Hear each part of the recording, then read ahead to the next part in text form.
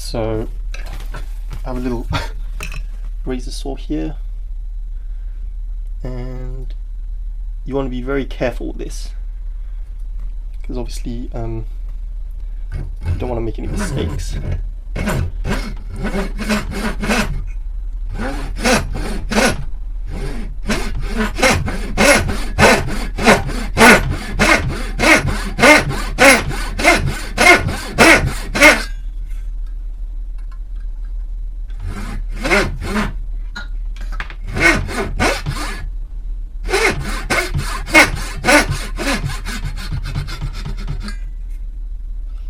Okay, that's one side. You don't need to go right up to the line, and also try to leave some space here so you can pare and not kind of chop out the mouth. This isn't a super critical surface down here because you can still move the block forwards and backwards to compensate for your mouth size, but there's only so much you can compensate for, so try to get that right. So let's do the other side.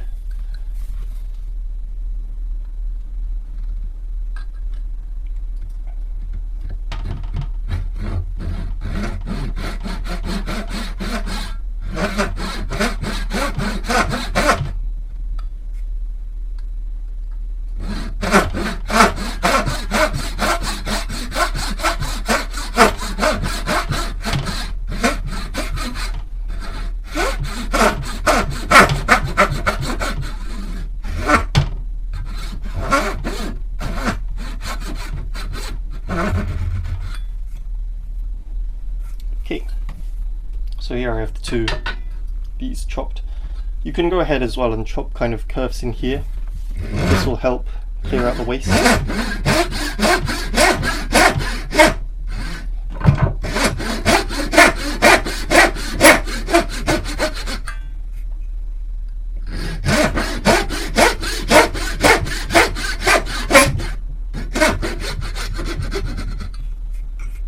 And then obviously you just take a chisel and kind of chop out this chunk here.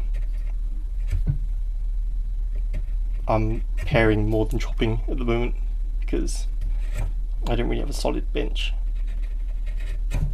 But you can see the general process. And you keep doing that until you get this nice and clean. You want to get this surface very close, but not perfectly on the line here at the bottom, the mouth line, because later you can take a file and open up that mouth if you need to.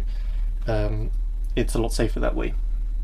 And basically clean that up, and I'll get back to you once I've done this, and then I'll show you how to kind of pair these surfaces here. Now I've finished cutting this wear area. You can see here I've cut the angles and they've joined the corners. And I've also cut one of the kind of throat clearance wedges I talked about in the last video. You can see here all I've done is drawn a line from the corner, the tip, down to the corner in the bottom here, and just carved out a kind of a wedge shape from here, a sliver down here, and I've left this bottom area here alone. And the line which kind of, well, where this stops, I've marked with a kind of line here. It's arbitrary. I just marked a point from this kind of crease here, kind of out, and I just kind of eyeballed that. But that will kind of create an area where you can kind of carve out this wedge. Because these 4 points down here, 1, 2, 3, 4, they aren't on the same plane. So you won't get a flat surface here. It'll be very slightly curved. So when you actually go to carve that, take that into account. I kind of started, I guess I'll show you now how I kind of did this, but I haven't done this end yet. And basically I take a chisel, you kind of carve, or make a little mark in the bottom here, registering the chisel on this edge, and then just kind of take out small bites like so, and then just keep working on that. Don't take it too quickly, but then once you get this kind of like slightly kind of marked, just start chopping out here, and just keep going basically. Make sure again, don't touch this back abutment edge here, because that's where your wedge will be going. So just keep carving basically until you get to the lines.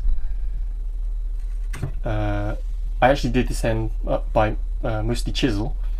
I did a lot of chopping and kind of rough carving with the chisel, and then I moved back to the float to true up and get right to the lines and flatten this surface. When you're actually doing this, be careful you don't slip and kind of gouge any surfaces or anything. Just take it easy, and it should go pretty smoothly.